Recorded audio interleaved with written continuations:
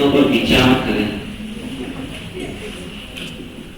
Consider the following statements, निम्नलिखित कथनों पर विचार करें।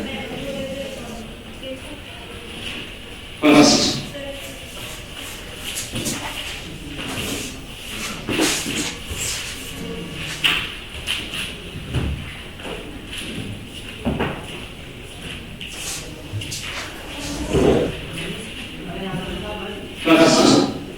Gautam Buddha has spent most of his life in Saravati. Gautam Buddha has spent most of his life in Saravati. Gautam Buddha ने अपना अधिकांश जीवन सारावती में व्यतीत किया। Second,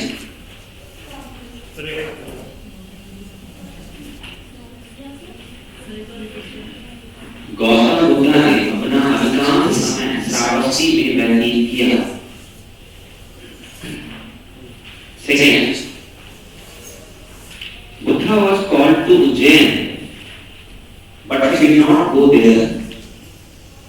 Buddha was called to Ujjain, but he did not go there. Buddha को उज्जैन से बुलाया गया, परंतु वे वहां नहीं जा पाए।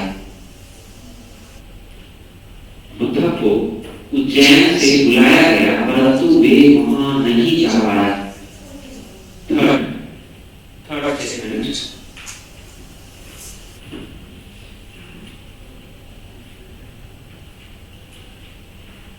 Buddha met Allah Kalam as his teacher. Buddha met Allah Kalam as his teacher. Buddha ने Allah Kalam को अपना गुरु बनाया।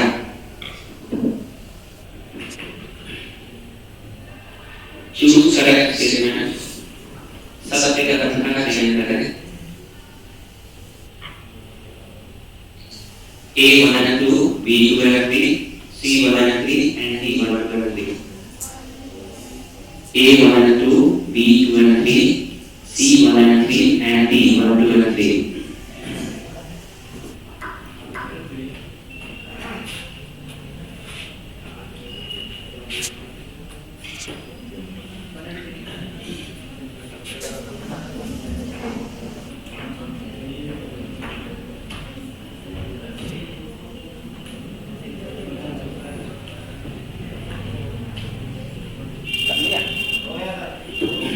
हो गया?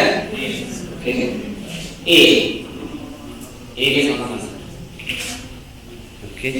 ए और एक और ठीक है। B okay. सी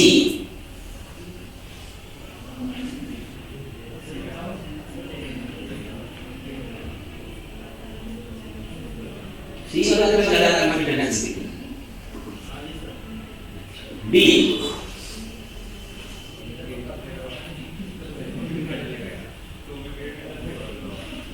बुद्ध ने अपना अधिकांश समय सारावती में व्यतीत किया है। इस जगह में बुद्ध को उज्जैन से बुलाया गया, परंतु वे नहीं जा पाए। ये बिल्कुल सही है। और बुद्ध ने रुद्र को अपना टीचर बनाया, ये सही, ना कि अल्लाह।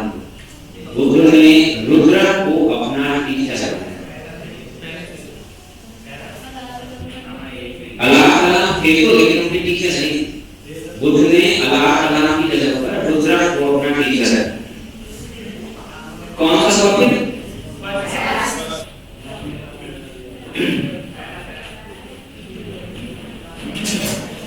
Next question,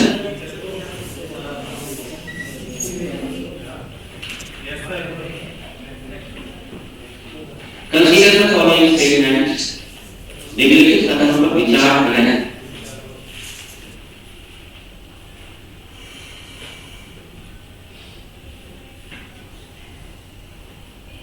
First, Buddha rejected the rule of soul. Buddha ने आत्मा की प्रकृति को अस्वीकार कर दिया। rejected the rule of soul. Buddha ने आत्मा की प्रकृति को अस्वीकार कर दिया. Second statement.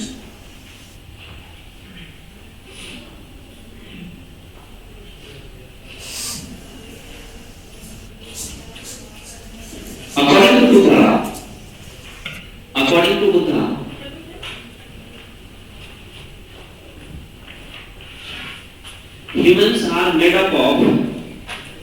humans are made up of 5 skandhas.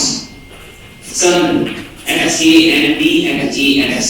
According to Buddha, humans are made up of 5 skandhas. Made up. Buddha के अनुसार इंसान 5 स्कंधों का बना हुआ होता है.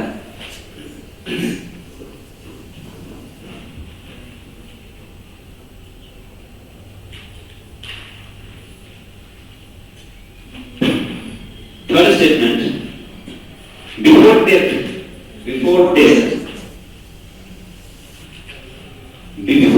death, the last reigning period of Mahatma Buddha. Before death, the last reigning period of Mahatma Buddha, was Vaishali. मृत्यु से पूर्व बुद्ध ने अपना आखिरी वर्षा काल वैशाली में व्यतीत किया.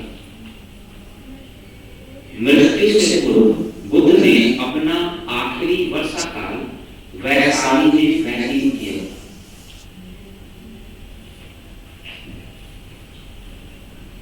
Choose correct statement. सत्य के पद का चयन करें. A 1 and 2. वही statement है आपका B 2 and 3, C 1 and 3 and D 1 2 and 3. A 1 and 2, B 2 and 3, C 1 and 3 and D 1 2 and 3.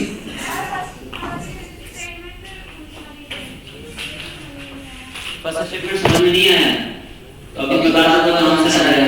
समझ आ रहा है. बुद्धि को हम लोग डिस्कस करेंगे. अभी हम लोग बुद्धि से डिस्कस करेंगे तो आ जाएगा आंसर. और समझ में आ जाएगा.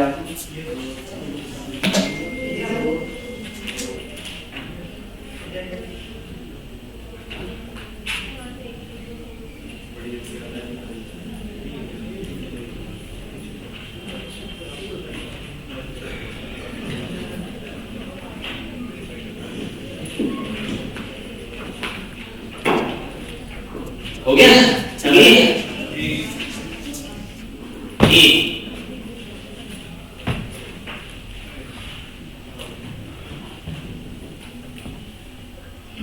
हाथ ऐसे लगाओ ना देखो. आप ऐसे उठा लो और फिर पता है क्या करेगा. ए में ठीक है. B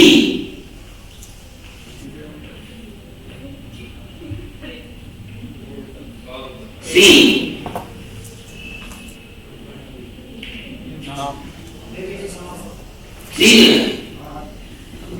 D. हाँ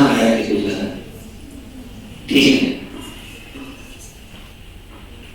first statement rejected rule of soul में सही. Rule of soul. Second humans are made up of 5 skandhas. ये भी सही है. और वर्षा से पहले अपना आखिरी जीवन काल वैशाली में कर दिया. ये भी सही. तीनों स्टेटमेंट सही है.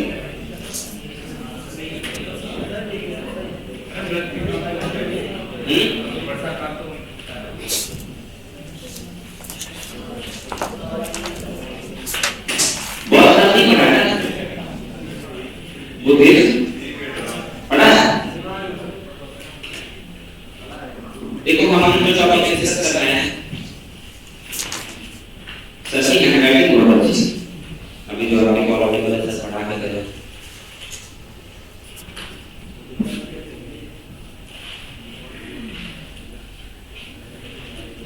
जो टॉपिक हम डिस्कस कर रहे हैं वो है प्री मॉडर्निज्म, मॉडर्निज्म का और और इसमें जो कुछ इंसिडेंट हुई है, जो कुछ घटनाएं हुई है या जो कुछ एक्सीडेंट हुए, इंसिडेंट और एक्सीडेंट, उन सब के बारे में हम स्टडी कर रहे हैं।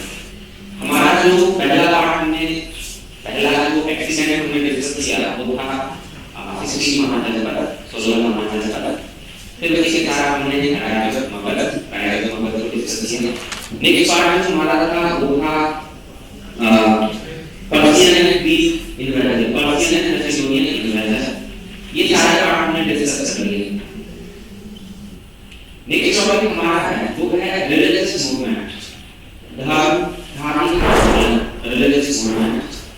रिलीजियस मूवमेंट मैंने आपको सिलेबस में लिखवाया था कि हम लोग इसमें बुद्धिज्म और जैनिज्म के बारे में पढ़ेंगे, बौद्ध धर्म और जैनिज्म के बारे में पढ़ेंगे। तो पहला हमारा पार्ट बौद्ध धर्म।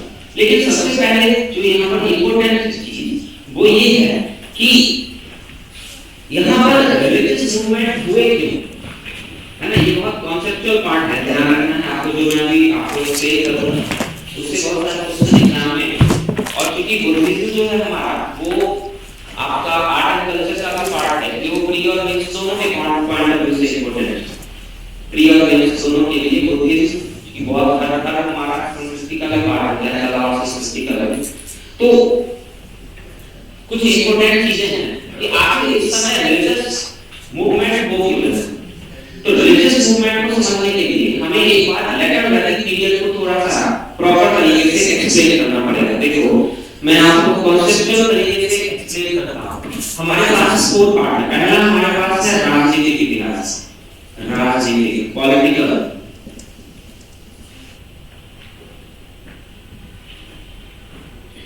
राजनीतिक इतिहास की अगर हम बात करते हैं तो यहाँ पर राजाओं के बारे में हम पढ़ते हैं। तो राजा जो है वो क्षत्रिय क्लास है ना, जो क्षत्रिय क्लास है वो राजा जनरली क्षत्रिय क्लास राजा होते थे। लेकिन हमें यहाँ पर कुछ चेंजेस देखने को मिले हैं, जैसे हमने महाभारत के बारे में पढ़ा है ना। तो यहाँ पर हम मैं नहीं दिख रहा हूँ, आगे भी ट्रांसलेट पूरा कर लो, नहीं जहाँ दिक्कत होगी आप पूछ लेना।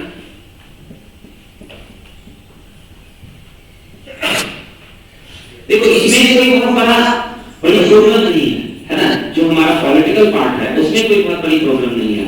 प्रॉब्लम दूसरे पार्ट में है, आर्थिक स्थिति में, अर्थव्यवस्था या इकोनॉमिक कंडीशन आर्थिक।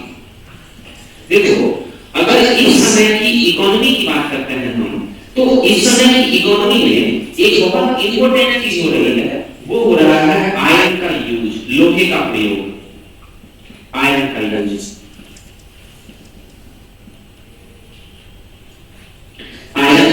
लोहे का प्रयोग हम लोगों ने पाठ डिस्कस किया था कि लोहे में आयरन का हमने सबसे पहला यूज जो किया था वो वेपन बनाया है ना। हमें जो आयरन मिला है जो हमने सबसे पहला वेपन बनाया है। लेकिन इस पीरियड में हमने आयरन को एग्रीकल्चर में यूज किया। लोहे का इस्तेमाल हमने एग्रीकल्चर में किया है, कृषि में किया, कृषि एग्रीकल्चर। हमने क्या बनाया है, आयरन के प्लॉव बनाया, प्लॉव से हल बनाया है ना। तो आप देखो ये बहुत इंपॉर्टेंट चीज है।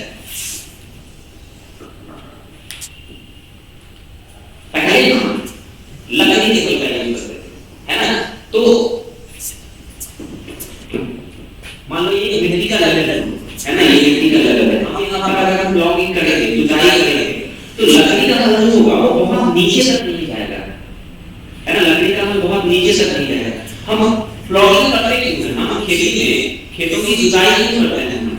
उसके पीछे रीजन ये होता है कि जो अपर वाला पार्ट होता है, मिट्टी का जो ऊपर वाला हिस्सा होता है, वो खेती करते करते वो उसकी फर्टिलिटी कम हो जाती है, उत्पादकता उसकी कम हो जाती है। तो हम क्या करते हैं, जुताई करके नीचे की मिट्टी को ऊपर ले आते हैं और ऊपर की मिट्टी को हम नीचे ले आते हैं। इससे क्या होता है कि हमारी फसल से अच्छा उत्पादन होता है। मतलब जैसे जैसे हम नीचे की तरफ जाएंगे मिट्टी अच्छी होती चली जाएगी है ना। तो इसका मतलब है कि जो ब्लॉगिंग है वो बीच होनी चाहिए, गहरी होनी चाहिए। जितनी गहरी होगी उतनी अच्छी मिट्टी ऊपर जाएगी। इससे क्या होगा, हमारा फसल ज्यादा, हमारी जो फसल होगी वो ज्यादा हो जाएगी। तो आयरन पहले हम लकड़ी का यूज करते थे, वो बहुत नीचे तक हल होती थी, वो बहुत नीचे तक नहीं जा पाती थी। लेकिन जैसे ही हमने आयरन के ब्लॉक का यूज किया तो क्या होगा, वो हल जो होगा वो बहुत नीचे तक जाएगा। तो नीचे की जो ज्यादा अच्छी सॉइल है वो ऊपर की तरफ आएगी। है ना। लकड़ी में ये पॉसिबल नहीं था, लेकिन आयरन में ये पॉसिबल है। आयरन के हल से बीज प्लॉटिंग हुई है, खेतों की गहरी जुताई हुई है, और गहरी जुताई की वजह से क्या होगा, प्रोडक्शन बढ़ जाएगा, है ना। तो क्या होगा, कृषि में क्या होगा, उत्पादन बढ़ेगा।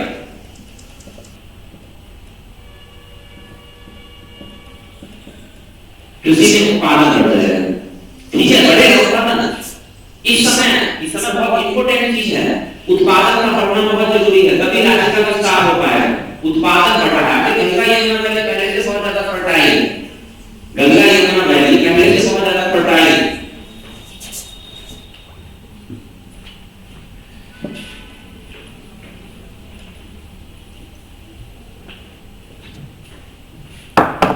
इसके अलावा एक और चीज जो बहुत इंपॉर्टेंट है यहाँ पर, गंगा यमुना वैली में बारिश ज्यादा हो गई, बारिश ज्यादा हो गई है तो फॉरेस्ट बहुत सघन होते हैं, डेंस फॉरेस्ट होते हैं, सघन वन होते हैं, डेंस फॉरेस्ट। उस डेंस फॉरेस्ट को काटना बहुत मुश्किल था पहले, उस डेंस फॉरेस्ट को जो सघन वन है उसको पहले काटना बहुत मुश्किल था। अब हमने क्या किया, जो हमने लोहे के उपकरण बनाए, जो हमने लोहे के उपकरण बनाए, उससे पेड़ों की कटाई आसान हो गई, उससे पेड़ों की कटाई आसान हो गई। तो क्या हो गया, एग्रीकल्चरल लैंड का विस्तार हुआ, कृषि वाली भूमि का क्या हुआ, विस्तार हुआ। तो हम उपकरण से हमने क्या किया, जंगलों की कटाई,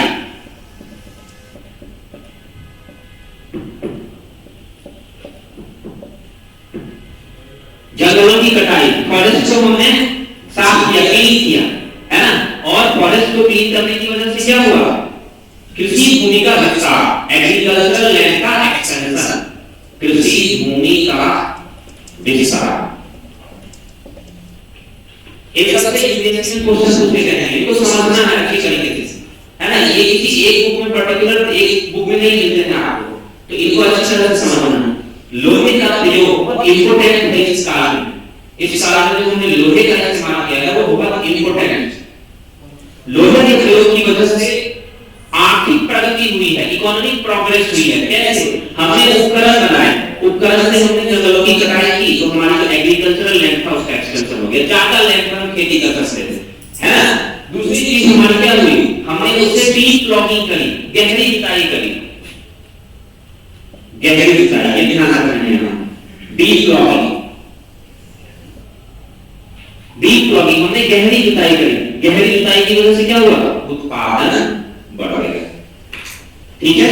तीसरी इंपॉर्टेंट चीज यहां पर हम लोहे से थोड़ा सा अलग रहेंगे, आयरन से थोड़ा सा अलग रहेंगे, लेकिन हमें इकोनॉमी में ही रहना है। अब यहां पर हमने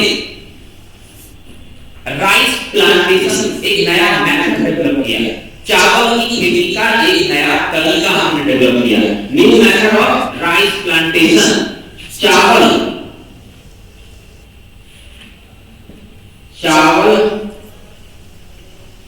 का एक नया तरीका, new method of rice plantation. क्या होता था कि दो तरीके से चावल की खेती होती है, एक तो आप क्या करते हो, धान पैडी, है ना, पैडी को मैंने इस खेतों में छींट देते हैं, एक ये मेथड होता है। दूसरा मेथड क्या होता है, कि खेतों से छींट लिया, फिर हम वहां से निकाल लेते हैं, और निकालने के बाद हम उसके 5-5 हिस्से के बंडल बनाते हैं, और उस बंडल को हम दूसरी जगह पर लगा देते हैं। ये जो दूसरा मेथड है, ये दूसरा मेथड में प्रोडक्शन हमारा, उत्पादन हमारा बढ़ जाता है। तो ये हमने इसी पीरियड में किया है, इसी पीरियड में। ये हमारा जो पीरियड है, ये पीरियड हमारा 600 बीसी में स्टार्ट हुआ है, 600 बीसी। लेटर वैलिड एज हमारा 600 बीसी में खत्म होता है, और वहीं से हमने इन चीजों को डेवलप करना स्टार्ट कर दिया है। तो हमारे इकोनॉमी में हमने सबसे इंपॉर्टेंट हमारा है आयरन का यूज, आयरन के यूज की वजह से हमारा जो प्रोडक्शन बढ़ रहा है, उत्पादन बढ़ रहा है ना। और दूसरा हमने चावल लगाने की एक नई विधि डेवलप की, एक न्यू मेथड हमने डेवलप किया चावल लगाने का। इन सबका रिजल्ट क्या होगा, इन सबका रिजल्ट क्या होगा, सरप्लस। इनका रिजल्ट होगा अधिशेष, सरप्लस।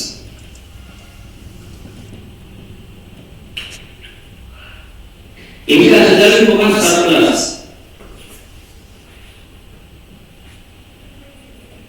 ठीक है, होगा, ये समझ रहे हो आप कि कॉन्सेप्ट का समझना बहुत जरूरी है।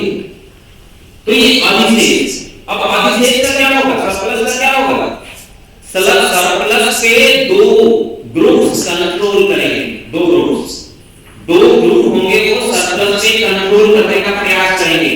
कौन कौन से, ब्राह्मण एंड क्षत्रिय, ब्राह्मण एंड क्षत्रिय सरप्लस से कंट्रोल करेंगे। कैसे, ब्राह्मण का कहना है कि मैं सुपीरियर क्लास हूं तो सरप्लस पे मेरा कंट्रोल है, क्षत्रियों का कहना है कि मैं सुपीरियर क्लास हूं क्योंकि मैं आपको प्रोटेक्शन प्रोवाइड करवाता हूं, सुरक्षा देता हूं, इसलिए मैं सुपीरियर क्लास।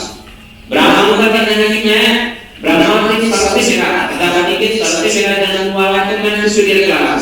क्षत्रियों का कहना है कि नहीं, मैं आपको प्रोटेक्शन प्रोवाइड करवाता हूं, सुरक्षा प्रदान करता हूं तो मैं सुपीरियर क्लास हूं।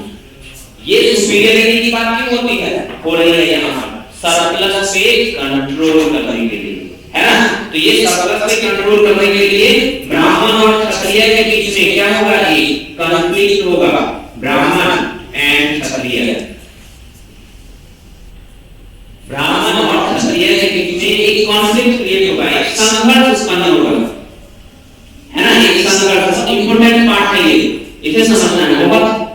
ब्राह्मण और क्षत्रिय के बीच में एक कॉन्फ्लिक्ट किस बात को लेकर, सरप्लस से कंट्रोल करने को लेकर। ब्राह्मणों का कहना है कि मैं सुपीरियर हूं, आई एम सुपीरियर क्लास, क्षत्रियों का कहना है कि मैं सुपीरियर हूं। यहां पर क्षत्रिय जो थे दोनों ने अपना लॉजिक दिया, दोनों ने अपना लॉजिक दिया। तो क्षत्रिय वालों ने कहा, जो क्षत्रिय क्लास के लोग थे उन्होंने अपना लॉजिक दिया, उन्होंने आगे किया कि मैं आपको प्रोटेक्शन प्रोवाइड करूंगा। अब आपका कहना है कि मैं बच्चों को पढ़ाता हूं, मैं लोगों को पढ़ाता हूं, मैं धर्म के मामले में सुपीरियर हूं, एक काम करता हूं, ये काम मैं भी कर लेगा। मतलब ये यूपीएससी का क्वेश्चन है, बहुत इंपॉर्टेंट क्वेश्चन है कि जो क्षत्रिय क्लास के लोग थे उन्होंने ब्राह्मणों को चैलेंज किया कि आप एक काम कर सकते हो, मैं दो काम कर सकता हूं। दो काम कौन, एक तो मैं प्रोटेक्शन देने का काम कर रहा हूं और दूसरा मैं नया धर्म ही एस्टैब्लिश कर सकता हूं, मैं बच्चों को लोगों को पढ़ा भी सकता हूं। क्षत्रिय दोनों के बीच कंपटीशन है, दोनों के बीच कंपटीशन है, दोनों के बीच कंपटीशन किस बात को लेकर है, सुपीरियरिटी को लेकर।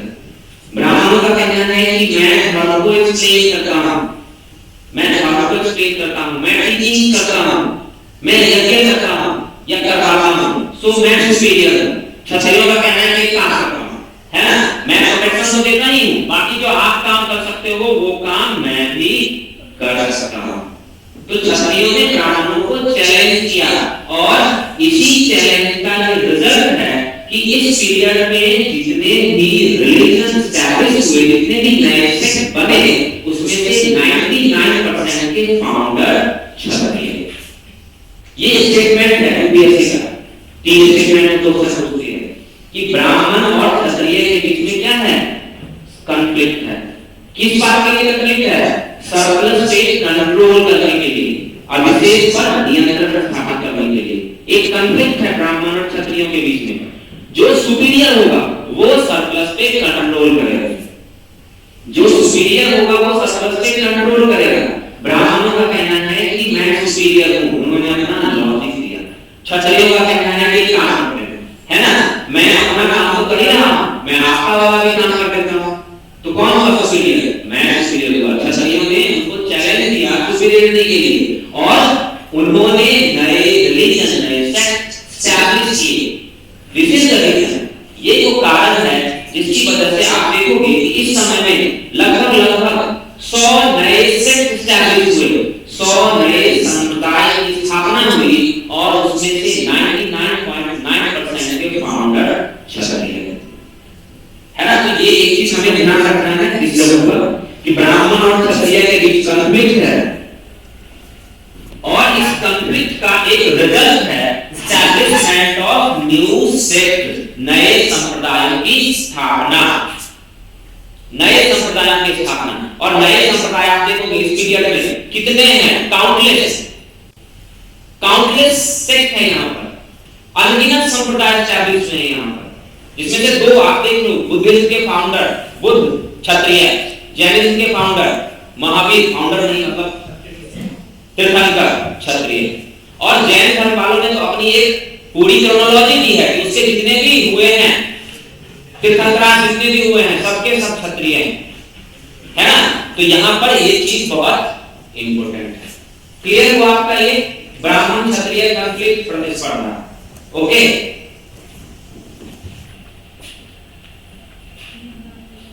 यहां पर नेक्स्ट चीज जो है वो है समाज, सोसाइटी। समाज, सोसाइटी, एक बार सोसाइटी को देखते हैं। देखो समाज जो है हमारा चार भागों में विभाजित है ना, सबके अपने अलग अलग काम है, ये तो क्लियर है आपका।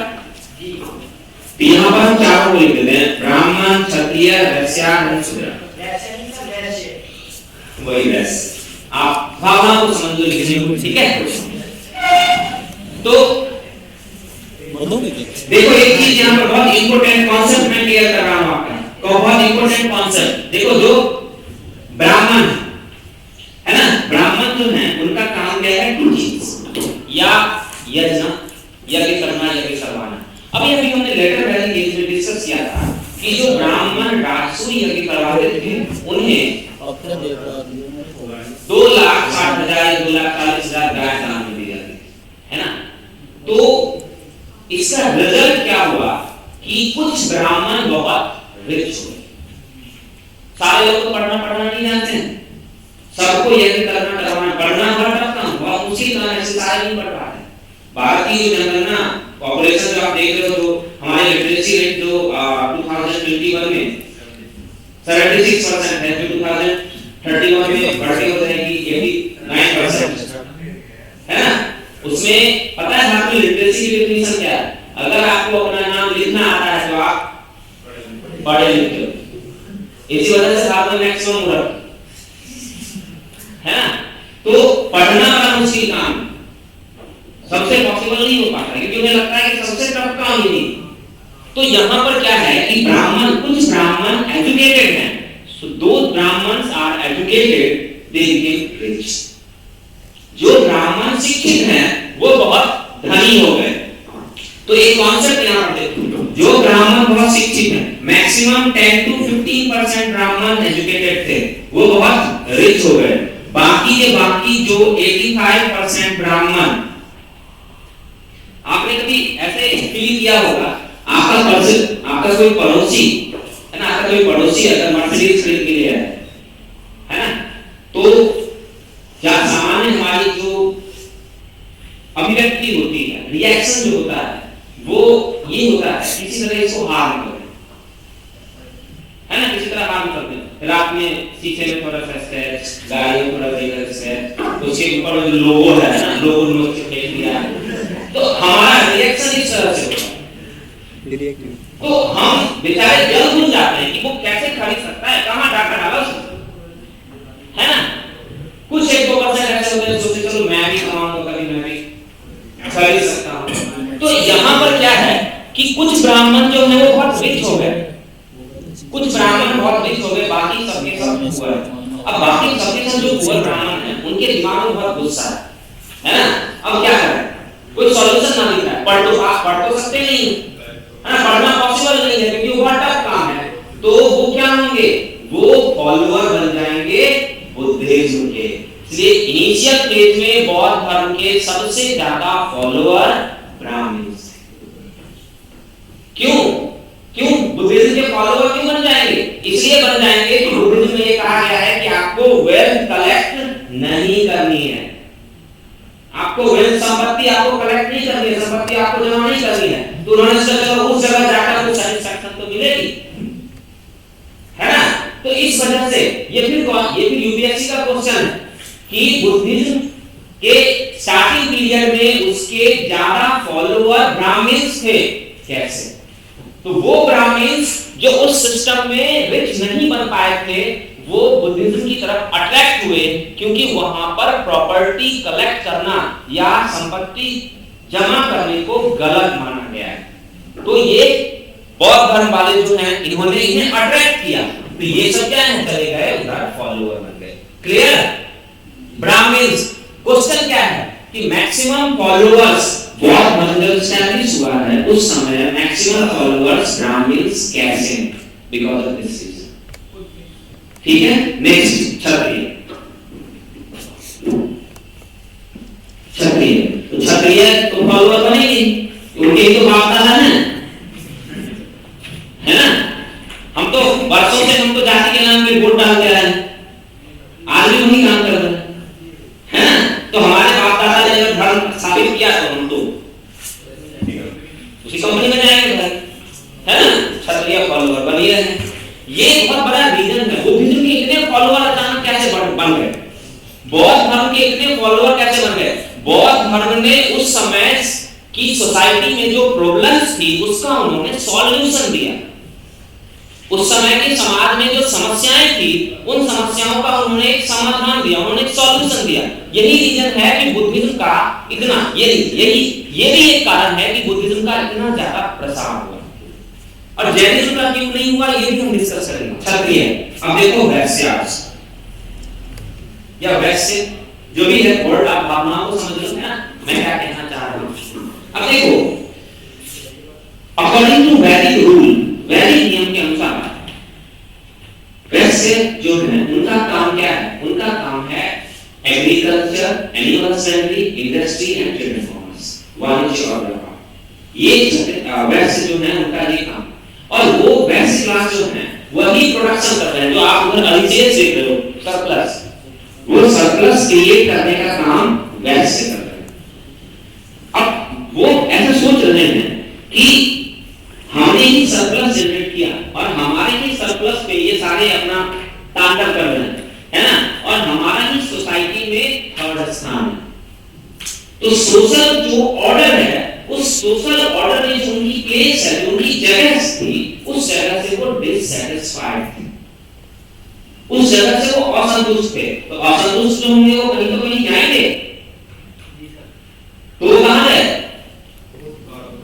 बुद्ध के पास, है ना।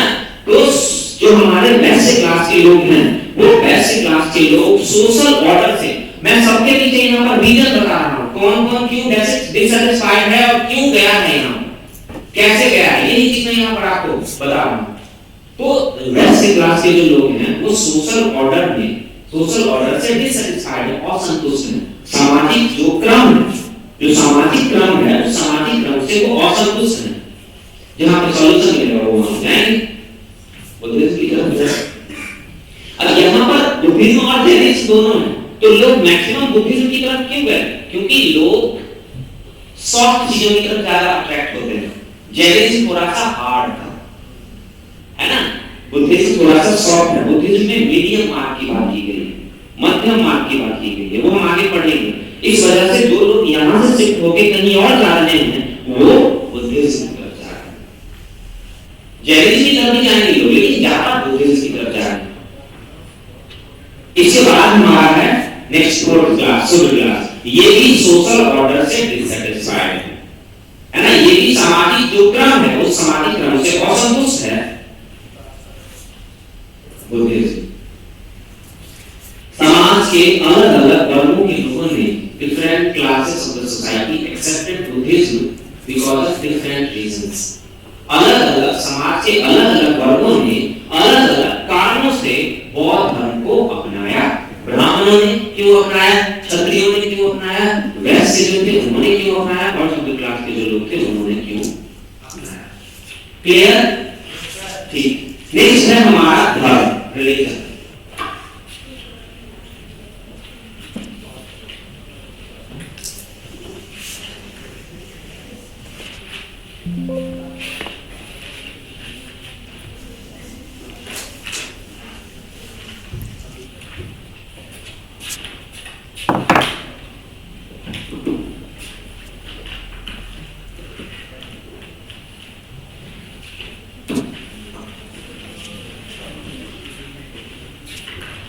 धर्म की अगर बात करो लेटर बैरिकेड में, तो धर्म की कुछ कैरेक्टरिस्टिक्स थी, धर्म की जो विशेषताएं थी, वो विशेषताएं धर्म को बड़ा, आप कह सकते हो, ऑर्थोडॉक्स नेचर दे रही थी, रूढ़िवादी प्रकृति दे रही थी।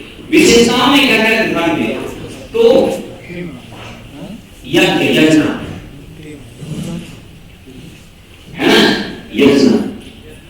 यज्ञ करना बड़ा मुश्किल काम था। ऐसे ही सब आसानी से यज्ञ नहीं कर पाते, है ना। यज्ञ करना बहुत मुश्किल था, बड़ा काम था उसमें। आज भी अगर देखोगे यज्ञ कभी होते हैं, है ना, उसमें बड़ा मुश्किल काम होता है वो करना। इंसान हमेशा क्या करता है, उसे सिंपल चीजें चाहिए। इंसान की कैरेक्टरिस्टिक्स होती है ना, वो काम करना नहीं चाहता बिल्कुल। हम आप सोचते हैं ना किसी तरह से हमें कोई जुगाड़ ऐसा मिल जाए जिससे हमारे पैसे 3 दिन में डबल हो जाए, है ना, और हम उसी जुगाड़ में लगे रहते हैं। वो मूवी देखी है आप लोग, हेरा फेरी और फिर हेरा फेरी, है ना, वो बड़ी खतरनाक मूवी है। 10 दिन में डबल। हाँ 10 दिन में डबल। तो वो बाबूराव कहता है उसे, राजू हम क्यों नहीं डायरेक्ट किसी कंपनी में बात कर लेते हैं, 3 दिन में डबल हो जाए पैसे। तो हम बिना काम के हम सोचते हैं ना जल्दी से जल्दी कुछ फटाफट मिल जाए, अरे फटाफट लेके समय कोई हमारा पैसे लेके फटाफट हो जाता है। ये कई सारी कंपनी बनी, चिट फंड कंपनी, नाम आपने सुना होगा चिट फंड। वो चिट फंड आपको कहती है हम आपके पैसे 1 महीने में या 1 साल में डबल कर देंगे। हमें लगता है भाई इससे बढ़िया तो जुगाड़ है ना, अपने घर को बेच के सारा पैसा जाके उसको दे दिया, है ना। पता चला कि वो 9वें महीने में गायब। मैंने वर्ड यूज किया, लाइन किया 9वें महीने से कुछ गलत तरीके से नहीं लेना, वो मुंह से सडनली निकल गया। तो यज्ञ और मन, है ना, यज्ञ और मन।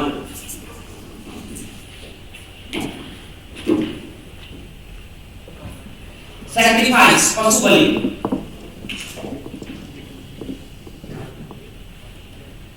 यज्ञ, मन, सैक्रिफाइस, पशु बलि। अब इन तीनों को जरा सा हम वन बाय वन देखते हैं।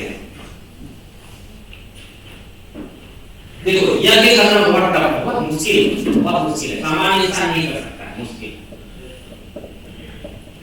बहुत मुश्किल है, टफ। मन करना उससे ज्यादा टफ है। उस समय प्रॉब्लम क्या है, सारे मन संस्कृत में होते थे, आज भी संस्कृत में है ना। एक इतनी बड़ी लाइन है संस्कृत की जिसे सामान्य इंसान पढ़ नहीं सकता है। कर्मण्ये वाधिकारस्ते मा फलेषु कदाचन, है ना, बड़ी मेहनत करनी पड़ती है तभी जाकर वो चीजें। और ऐसे कितने सारे खतरनाक लाइन, तो उनको जब तक कोई पढ़ाने वाला टीचर सही तरीके से ना हो तब तक ये चीजें बिल्कुल, है ना, प्रोनाउंसिएशन ही टफ है उसके इतने सारे, तो प्रोनाउंसिएशन ही नहीं कर पाएंगे पता चला कि समझेंगे। तो इसको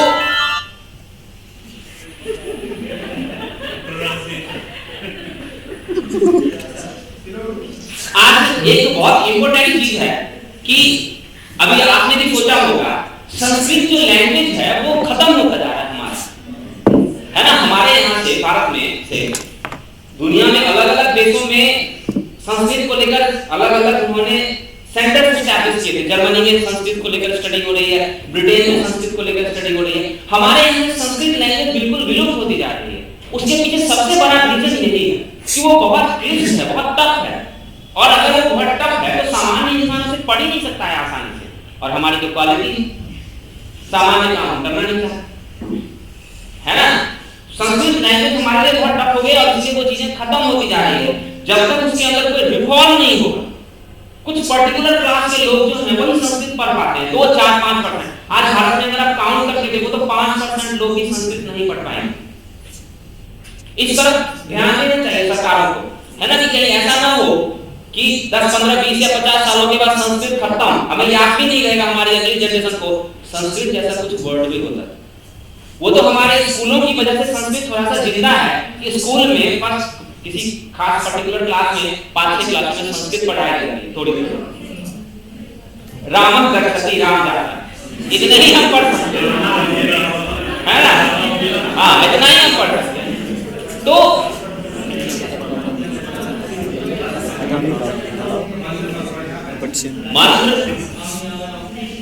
मंत्र जो थे वो संस्कृत में होते थे और वो पढ़ना बहुत ही मुश्किल होता।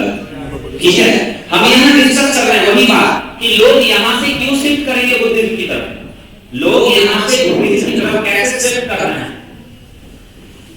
यहाँ से लोग बुद्धिज्म की तरफ शिफ्ट कर रहे हैं। यज्ञ और मन दोनों बहुत मुश्किल।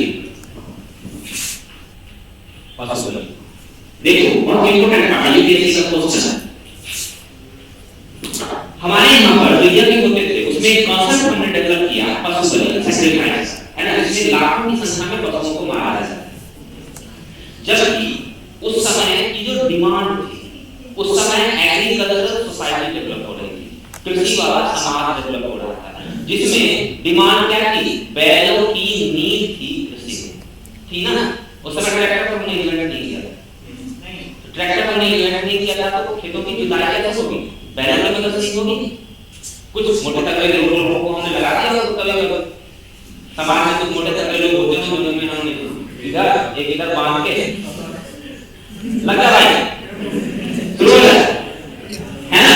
लेकिन ये पॉसिबल नहीं है। खेतों की जो प्लॉटिंग हो रही है उसमें बैलों की जरूरत है। एक तरफ देखो हमारे पास क्या है, नीड है, बैलों की नीड है एग्रीकल्चर में।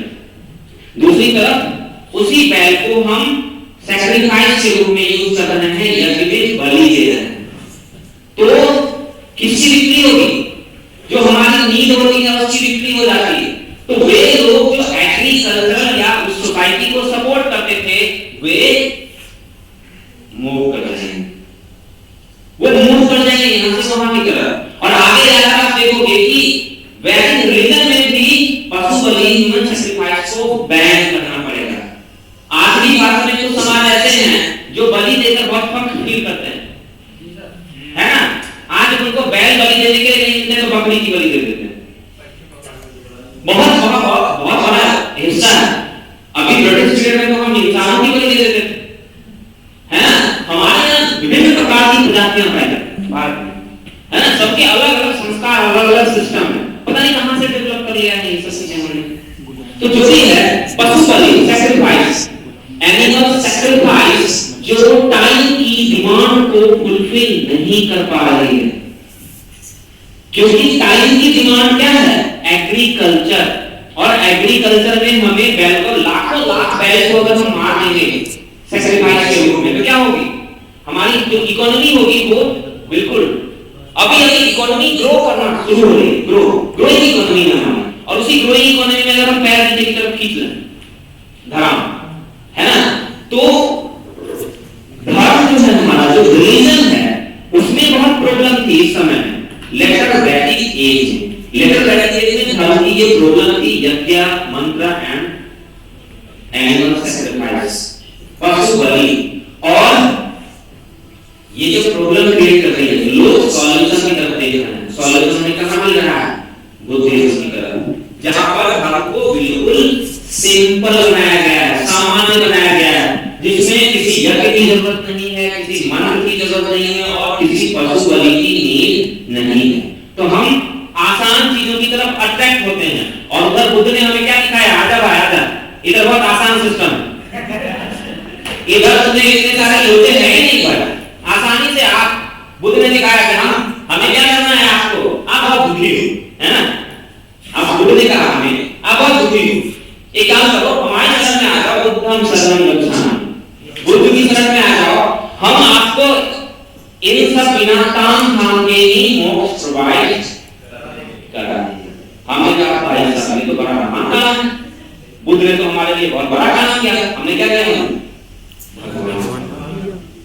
हमारे यहाँ पुराना काम से करना ही था भगवान, आज भी काम करते आ रहे हैं। कई सारे हमारे यहाँ लोगों की प्रॉब्लम है, वो हाथ ऐसे करके खड़े रहते हैं, है ना। हमारे लिए तो भगवान सर हम नहीं ऐसे नाम नहीं लेंगे, एक क्लास है, क्लास में ऐसे नहीं करेंगे, है ना, क्योंकि फिर वो डिस्टर्ब हो जाएगा क्लास कि मैं तो ऐसे ही रिवॉल्यूशन नहीं हो रहा था, है ना। लेकिन आप देख लो कि ऐसी चीजें यूज नहीं करेंगे जिससे रिवॉल्यूशन की बदबू है, ठीक है। बस हम यहाँ पर एज स्टूडेंट पढ़ रहे हैं, आप भी स्टूडेंट हो, मैं भी स्टूडेंट हूँ, मैं भी सीख रहा हूँ, मैं कई सारे बातें आपसे सीखता हूँ।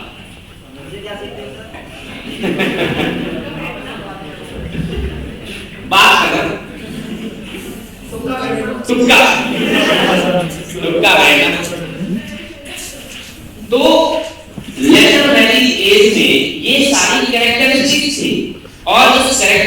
की वजह से वो ऐसे देखो, वो जो विशेषताएं थी वो हर एक टाइम की कुछ डिमांड होती, हर एक समय की कुछ मांगे होती, और जो लेटर वैलिड कैरेक्टरिस्टिक्स थी वो कैरेक्टरिस्टिक्स उस समय की डिमांड को फुलफिल नहीं कर पा रही, है ना, उस टाइम की डिमांड को फुलफिल नहीं कर पा रही थी, और टाइम किसी नई चीज को ढूंढ रहा है, और वो नई चीज यहाँ पर बुद्धिज्म वालों ने और जैनिज्म वालों ने, ये सारे रीजन हो जाएंगे यहाँ पर, ये सारे कारण हो जाएंगे कि क्यों यहाँ पर इस पीरियड में रिलीजियस मूवमेंट, धार्मिक आंदोलन इस समय क्यों हुए हैं, उसके पीछे ये इंसान एक सॉल्यूशन ढूंढ रहा है ना, इंसान एक सॉल्यूशन ढूंढ रहा था, और कुछ लोग आगे उसको सॉल्यूशन देने के लिए उन्हें लगा वाह तो महान है ना, हमने उसको क्या किया, एक्सेप्ट कर लिया, इस तरह से यहाँ पर रिलीजियस मूवमेंट, ठीक है, क्लियर हुआ, थोड़ा हुआ,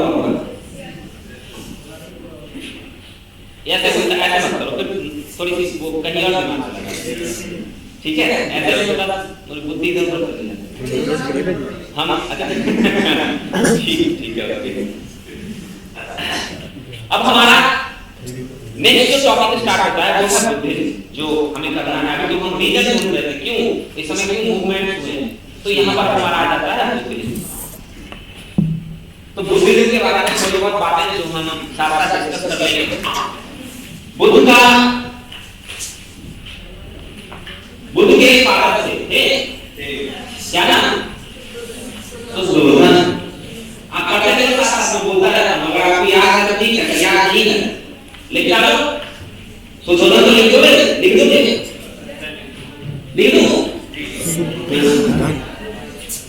लिखो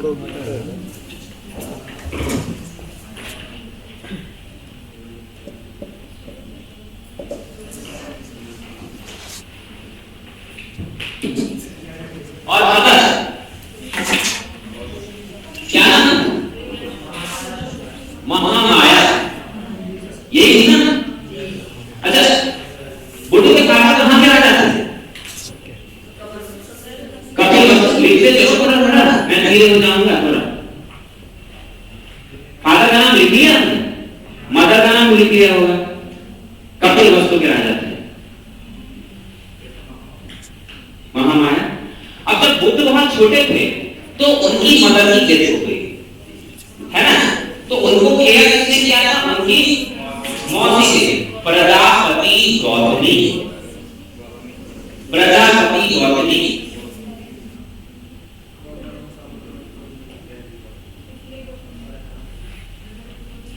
हाँ, उन्हीं से इंस्पायर होकर गौतम बुद्ध कहते हैं हम। अच्छा, कहानी है, स्टोरी के फॉर्मेट में करते हैं, जो कुछ चीजें इम्पोर्टेंट है उन्हें आप लिख लेना, नहीं को लिख दो बस, है ना, ऐसे छलावा करना है, इलेक्ट्रिक मैग्नेटिक वेव की तरह, इलेक्ट्रिक मैग्नेटिक वेव ऐसा करना, तो ये ऊपर बॉक्स है, शाम में इलेक्ट्रिक मैग्नेटिक वेव। तो अब जब बुद्ध का जन्म हुआ तो कुछ लोग उधर से निकले, कुछ अब क्या कैसे मॉन्क, तो मॉन्क गए कोर्ट में, पता लगा तो क्या जन्म हुआ, तो ये राजा में गए तो उन्होंने ऐसे माना है ना कि ये बच्चा आपको बहुत बड़ा राजा बनेगा या बहुत बड़ा मॉन्क बनेगा, है ना। बुद्ध के जो आदत वो डरते थे, है ना, राजा का मतलब कि अगर मॉन्क के तो हमारा राजा चलेगा, बड़ी प्रॉब्लम है ना, राजा का दूसरा भी बहुत प्रॉब्लम है कि है ना, कहीं ये निकल गया बिगड़ गया तो उसकी हमारी बड़ी देखेगा वाला है, तो बहुत डर गए, बहुत डर गए, तो उन्होंने सोचा कि अब इसका सॉल्यूशन क्या है, पुरानी मान्यता, अगर कोई बच्चा बिगड़ा हुआ है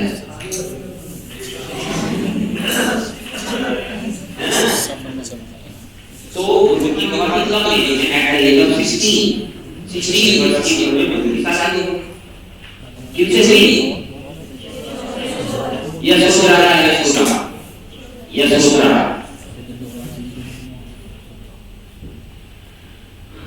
और बुद्ध को एक बच्चा से हुआ, है ना। अब बुद्ध भी बैठे रहते थे नहीं, है ना, एक कोने में बैठे होंगे बेचारे, वो खेल नहीं सकते, है ना? मुझे लाती थी, उन्होंने आगे को जानकारी दी, है ना? कि प्रभु से सीक्रेट हो, तो मुझे आया है बच्चा, है ना?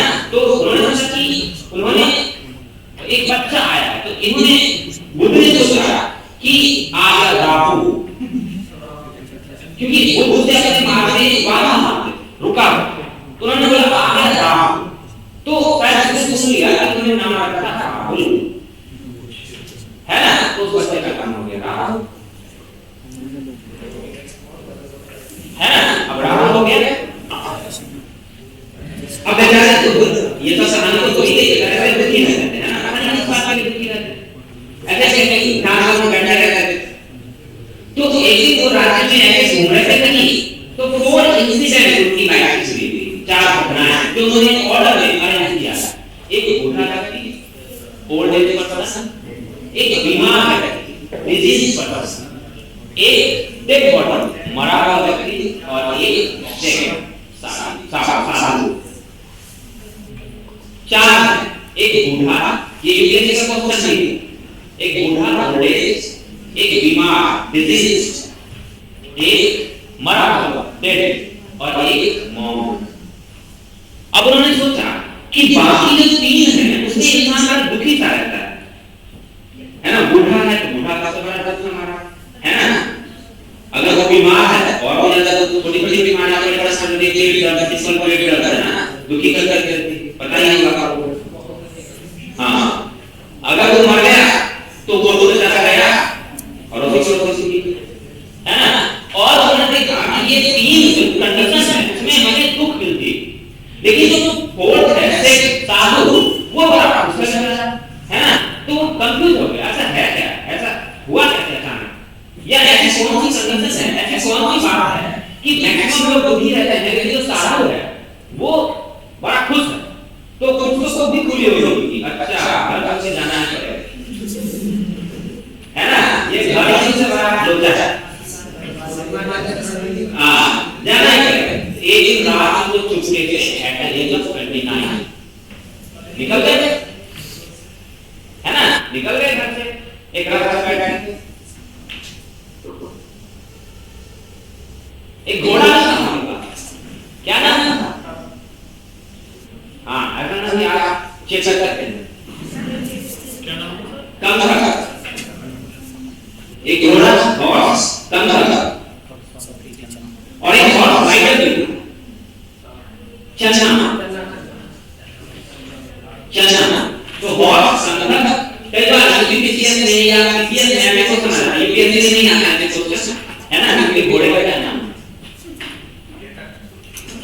तो कंधर और हॉर्स राइडर जो था उनका नाम चलना। कुछ दिन तक, कुछ देर तक वो, है ना, घोड़े से और रथ से घूमते रहे, ये मजा ना है ना, मजा ना आया तो कर दे, तो उन्होंने रथ को घर दे दिया और पैदल निकल पड़े। 29 में वो पैदल निकल पड़े। घर से निकलने की भी घटना है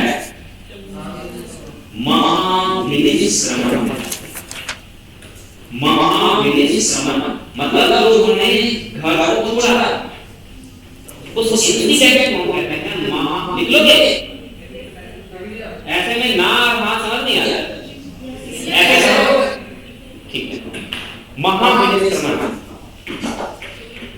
अब वो जंगल में घूम रहे है ना, जंगल में घूम रहे थे, तो उन्हें एक मिले, जो कौम मिले जिसका नाम था अला कलाम। कुछ देर तक वो अला कलाम के साथ रहे, कुछ दिनों तक संदेश, इसके साथ ही उन्हें 5 और ब्राह्मण भी मिले, उनके साथ कुछ दिनों तक वो घूमते रहे, बट वो सेटिस्फाई नहीं हुए, है ना, वो सेटिस्फाई नहीं हुए। फिर उन्हें मिले एक पर्सन जिसका नाम था रुद्र रामपुत्र। रुद्र रामपुत्र को उन्होंने अपना टीचर बनाया। अला कलाम, 5 ब्राह्मण एंड रुद्र रामपुत्र।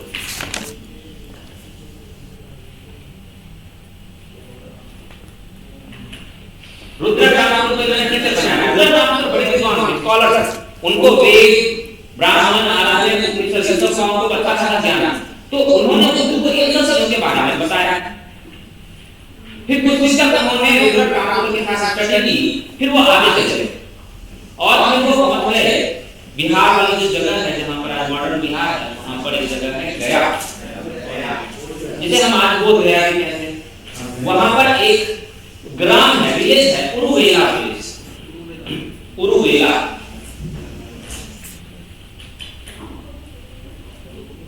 उरु उरु कुरु नहीं, उरु पांचाल नहीं करना, उरु यू आर यू।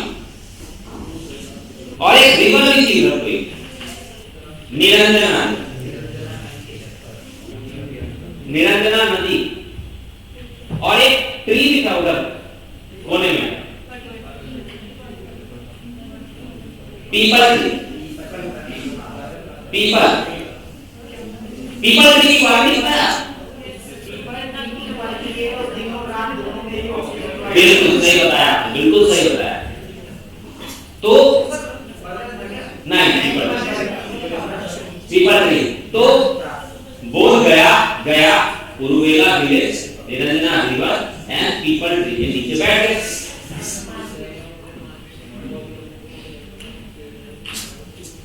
बैठे 5 साल। At the age of 35, at the age of 35 उन्होंने कहा कि हमें ज्ञान की प्राप्ति हो। भाई हम सब तो बचपन से पढ़ते जाते हैं, ज्ञान की प्राप्ति नहीं की, ज्ञान की प्राप्ति हो गई उनकी।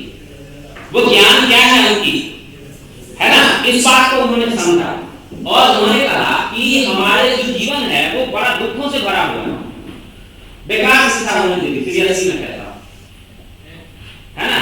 उन्होंने जो ये बात बताई कि हमारा जीवन दुखों से भरा हुआ है, ये सबसे गलत बात बताती है। आज भी हम उसी दुख में घूम रहे हैं, जबकि हमें ये सोचना चाहिए दुख और सुख जो है जिंदगी का दो अलग अलग हिस्से हैं, दो अलग अलग इंसिडेंट, घटनाएं, कभी दुख और कभी सुख।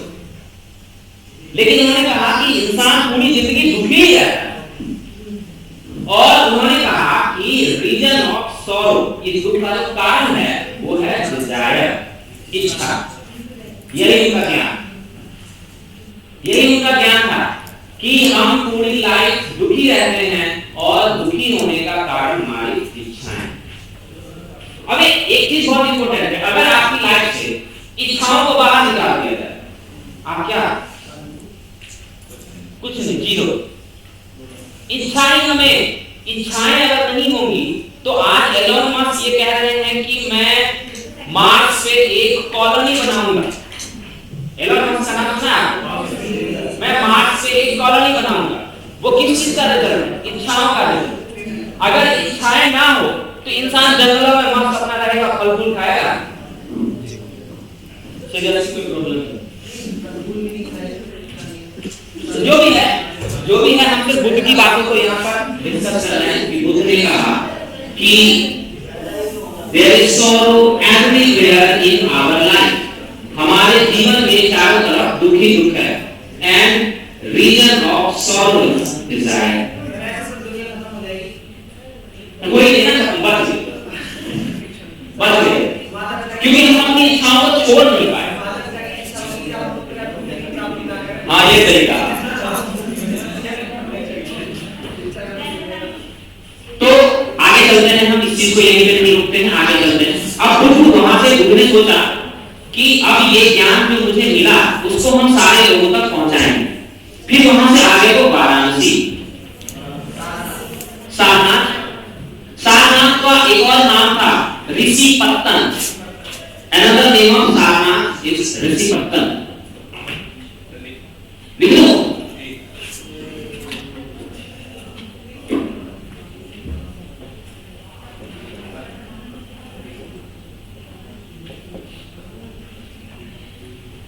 ऋषिपत्तन।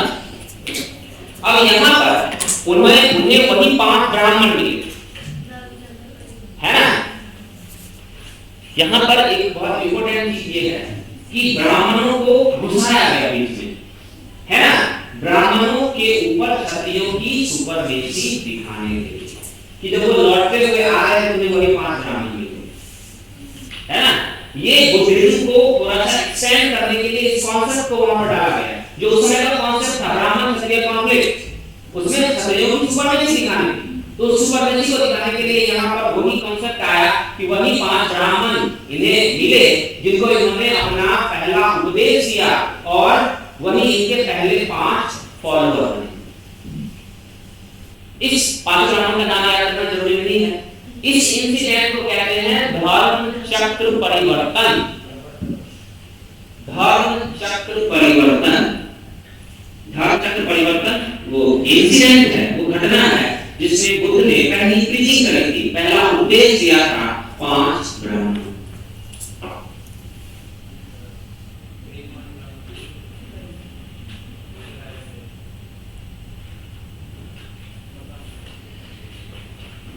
अब बुद्ध ने पूरी लाइफ पूरे भारत में अलग अलग पार्ट से उन्होंने जर्नी करी और अलग अलग लोगों को उन्होंने अलग अलग राज्यों में जाकर उन्होंने प्रीचिंग करी, लोगों को समझाया, है ना। कुछ चीजें जो बहुत इंपॉर्टेंट है थोड़ी बहुत वो हमने क्वेश्चन के रूप में ही किया हुआ है।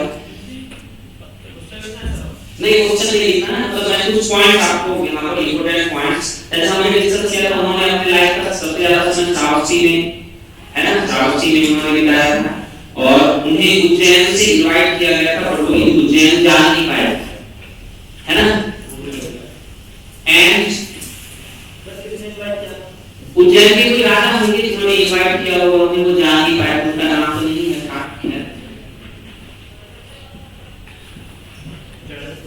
अब उनके लाइफ पीरियड में कई सारे लोग उनके फॉलोअर बने, कई सारे राजा, कई सारे व्यक्ति उनके फॉलोअर बने, जिससे रिलेटेड भी कई सारे क्वेश्चन यूपीएससी में आए हुए, जैसे कि सम रूलर्स लाइक प्रसेनजीत, है ना, प्रसेनजीत जैसा राजा, प्रसेनजीत एंड कह सकते हो बिंबिसार, अजातशत्रु, ये सारे राजा थे, वो उनके फॉलोअर बने। इसके अलावा कुछ नाम आपने सुना होगा, अंगुलीमाल डाकू, ठीक है, अंगुलीमाल, ये सब क्वेश्चन आया हुआ है एग्जाम में। अंगुलीमाल कहानी तो पता नहीं है आप लोगों को, देखो कुछ लाइन यहाँ पर लिख लेते हैं, इंपॉर्टेंट लाइन है। रिच ट्रेडर्स लाइक अनाम बिंटक, रिच ट्रेडर्स लाइक अनाम बिंटक, अनाम धनी व्यापारी जैसे अनाम बिंटक, अनाम ANAPH, अनाम हिंदी में लिख लो, क्या लिख दूं, अनाम बिंटक। Rulers like Bimbisara, Ajatashatru, Prasenjit etcetera, राजा जैसे बिंबिसार, अजातशत्रु, प्रसेनजीत इत्यादि। डॉक्टर, डॉक्टर लाइक जीवक, जीवक डॉक्टर।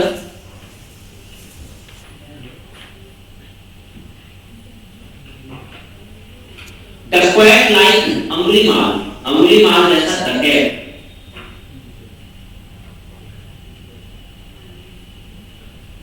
गणिका लाइक आम्रपाली, आम्रपाली जैसी गणिका, गणिका डांसर।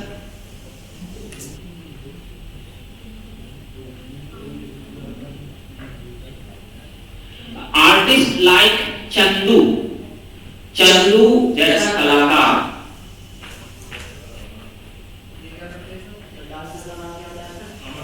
आम्रपाली, हाँ ऐसी चीजों में आपका इंटरेस्ट ज्यादा चल जाता है, खासकर लड़कों का। क्या है मामला, क्या है भाई? हाँ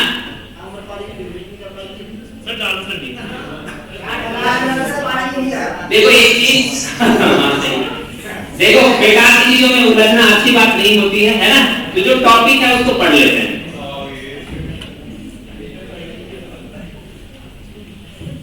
देखो ये सारे जो लोग हैं वो बौद्ध धर्म के फॉलोअर हैं। चंदू एक कलाकार था जो मूर्तियां बनाता था, मूर्ति नहीं ऐसे घर पर बनाने का काम उसका था। चंदू बस कलाकार। अब देखो कुछ चीजें और छोटी मोटी चीजें इंपोर्टेंट है जिसे हम लिख लेते हैं। उन्होंने अपना एक चीज इंपोर्टेंट है, जैसे कि भारत में 3 महीने रहने की जरूरत है ना, 3 महीने भारत में रेनी सीजन होते हैं, तो ये बुद्ध और उनके जो फॉलोअर होते थे वो पूरे साल घूमते रहते थे एक जगह से दूसरी जगह, प्रीचिंग के लिए, लोगों को समझाने के लिए बुद्धिज्म में ये सारी बातें हैं।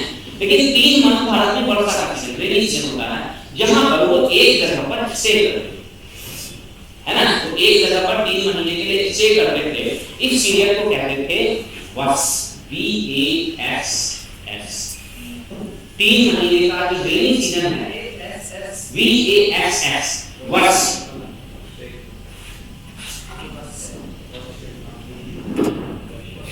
वर्ष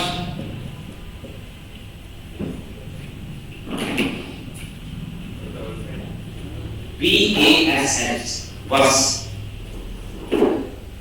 तो 3 महीने के वर्षा काल को वो एक जगह पर स्टे करते थे और जहां पर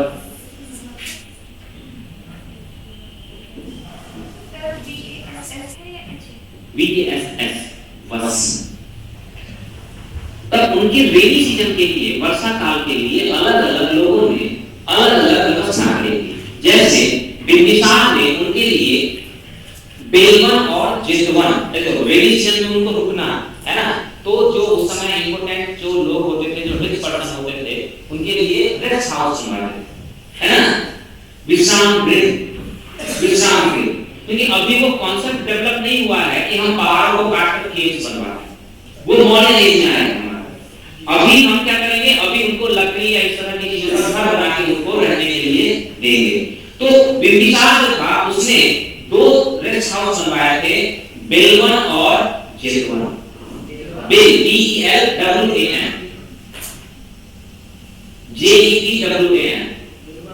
JETWAN, जेतवन, लिख दो।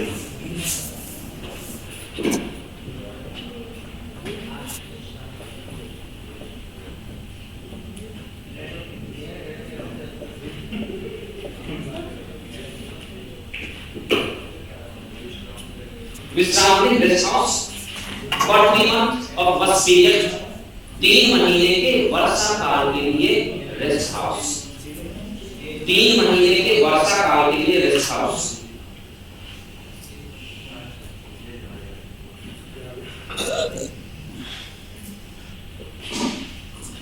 बुद्ध ने अपना लास्ट रेस्ट हाउस वैशाली में स्टे किया, वैशाली। और फिर इसी रेस्ट हाउस के बाद वो यहां से मल रिपब्लिक हमारा होता था, मल रिपब्लिक को क्या कर होती थी, कुशीनगर पावापुरी, याद है ना। तो यहां से वो कुशीनगर गए थे और कुशीनगर में ही उनकी डेथ हो गई एट द एज ऑफ 80 वर्ष की उम्र में कुशीनगर में उनकी मृत्यु हो गई।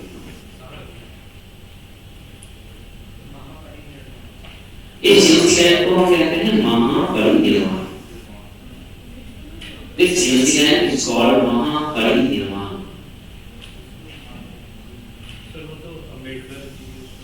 हाँ, अम्बेडकर जी थे, उनको भी है ना महापरिनिर्वाण।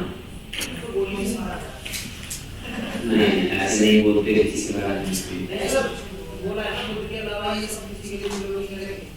हाँ, ऐसा हाँ होता है, कहा गया था, लेकिन है ना कर लेते हैं हम, आजकल ऐसी चीजें हो जाती हैं। तो अरे देखो, एक चीज मैं आप लोगों को बता रहा हूं, है ना, एज ए यूपीएससी स्टूडेंट हमें, हम क्या है, स्टूडेंट है ना, तो हमें उन चीजों पे फोकस करना है ज्यादा जो हमारे सक्सेस के लिए जरूरी है ना, हमारे सफलता के लिए जो चीज जरूरी है, हमें उन चीजों पे फोकस करना है, बाकी चीजों को साइड कर देते हैं। वैसे ही हमारे पास डिस्टर्बिंग चीजें बहुत सारी होंगी, हमारे पास डिस्टर्बिंग चीजें बहुत सारी हैं, इसलिए हमें जो हमारा मेन पॉइंट है, मेन गोल है, उसको अचीव करने के लिए जो जरूरी चीजें हैं, हमें उन पे फोकस करना चाहिए। हमने बुद्ध को पढ़ा, बुद्ध के लाइफ को, छोटी-मोटी चीजें जो लाइफ से रिलेटेड थी, उन लाइफ इवेंट्स को हमने डिस्कस किया है। अब आप नेक्स्ट जो चीज है वो है बुद्ध की टीचिंग्स, बुद्ध की शिक्षाएं, बुद्ध की टीचिंग्स, बुद्ध की शिक्षाएं।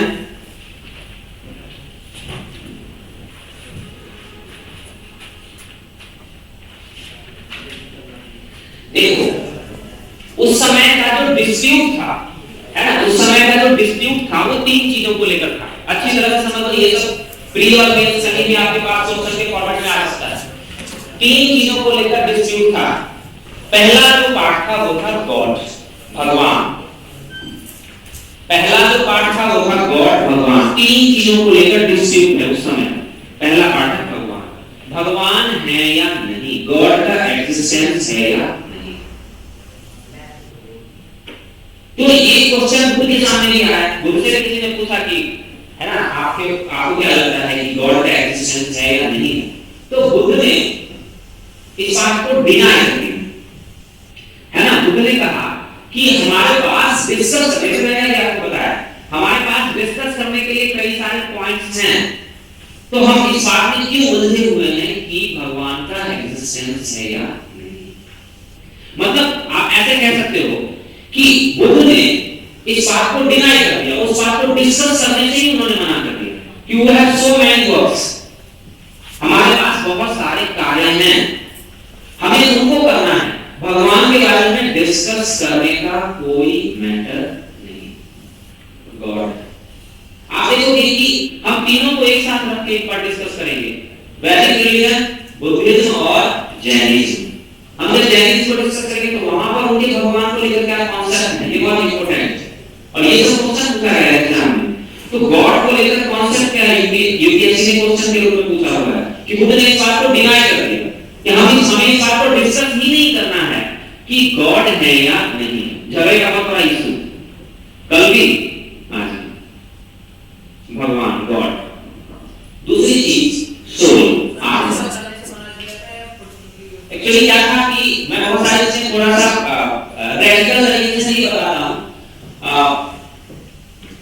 कई बार मैं सोच के थोड़ा सा शांत रह जाता हूं, चुप रह जाता हूं, ऐसा हूं नहीं वैसे। जो कई बार सोचता हूं कि मैं YouTube पे भी हूं और कुछ चीजें समाज में पसंद नहीं की जाती, लेकिन जो सच होता है वो ये है कि स्टार्टिंग में उन्होंने गॉड को एक्सेप्ट करने से मना कर दिया कि गॉड का एग्जिस्टेंस नहीं है ना।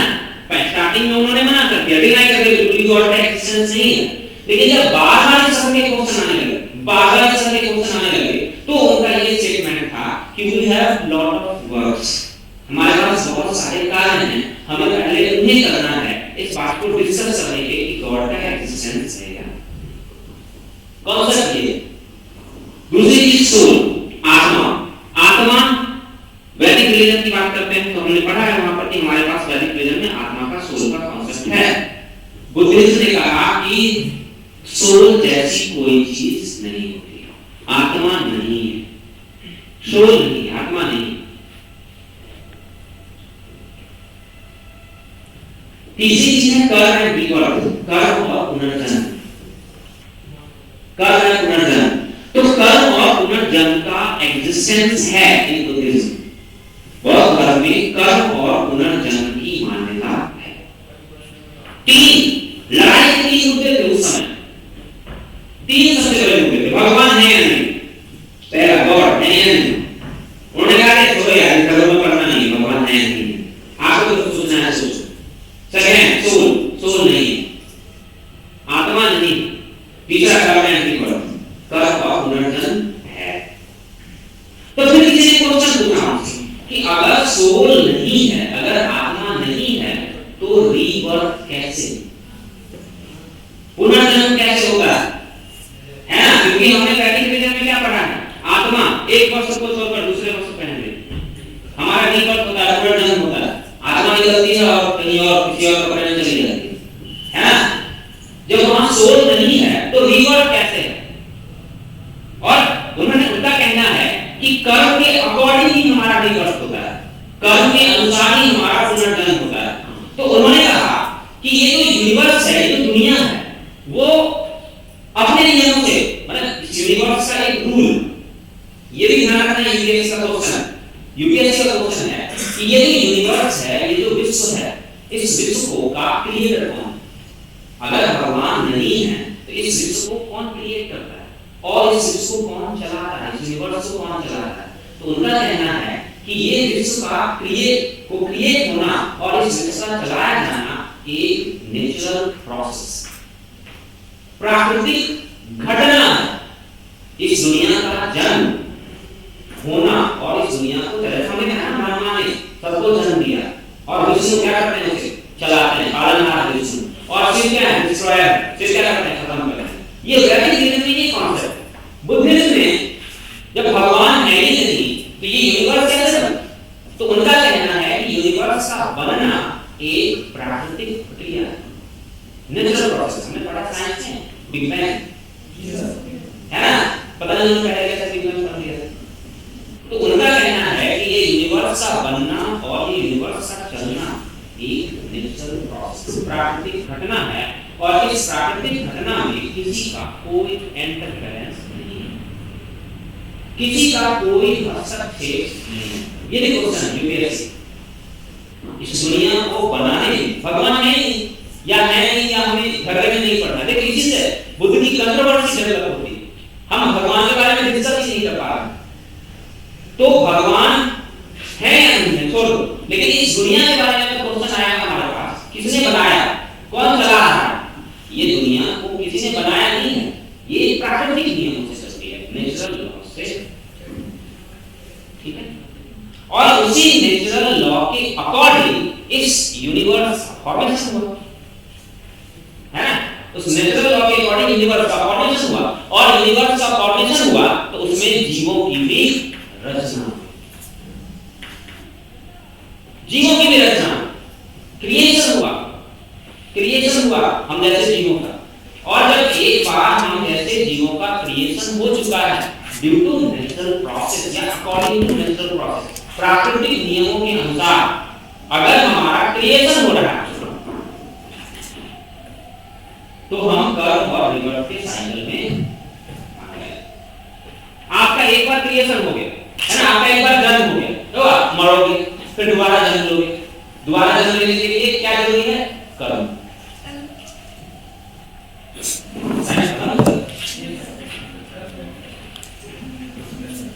तो ये कुछ छोटे छोटे कॉन्सेप्ट हैं। क्या कॉन्सेप्ट हमें समझना है कि भगवान नहीं है या है, जो भी है, लेकिन यूनिवर्स का वो फॉर्मेशन उन्होंने नहीं किया, दुनिया को चलाने वाले वो नहीं है। कैसे चलती है, नेचुरल प्राकृतिक नियमों से चलती है। और प्राकृतिक नियमों के अकॉर्डिंग क्या हुआ, हमारा बर्थ हुआ, हमारा जन्म हुआ। तो जब जन्म होगा तो क्या करेंगे, कर्म करेंगे। तो हमने कर्म किया और उसी कर्म के अकॉर्डिंग हमारा रीबर्थ हुआ, उसी कर्म के अकॉर्डिंग हमारा रीबर्थ हुआ। तो एक लास्ट कॉन्सेप्ट है यहाँ पर इसके साथ हम डिस्कस करते हैं। तो जैसे हमने वैदिक रिलीजन में पढ़ा कि एक ह्यूमन जो होता है, इंसान जो होता है, वो 5 चीजों से मिलकर बना हुआ होता है। पढ़ा है ना, क्लियर है ना। बुद्धिज्म में कहा गया है कि ये दुनिया में जो ह्यूमंस हैं वो 5 चीजों से मिलकर बने हुए होते हैं। उन्हें कहा गया 5 संधास। क्वेश्चन के रूप में मैंने पूछा था, humans are made up of 5 संधास। इंसान 5 संघों का बना हुआ होता है। वो 5 संघ क्या है, रूप, संज्ञा, वेदना, विज्ञान और संस्कार। फॉर्म, नाउन, फॉर्म है फॉर्म, रूप, नाउन है नाउन, संज्ञा, वेदना, सॉरो, विज्ञान, साइंस, संस्कार, सेटलमेंट्स। रूप, संज्ञा, वेदना, विज्ञान और संस्कार। ह्यूमन 5 संघ हमारे पास, पृथ्वी, जल, अग्नि, वायु, आकाश, यही है। पृथ्वी, जल, अग्नि, वायु, आकाश, हम 5 चीजों से मिलकर बने हुए होते हैं। इसको बुद्धिज्म में क्या कहा गया, 5 संघार, 5 संघ, रूप, संज्ञा, वेदना, विज्ञान है संस्कार। ठीक है।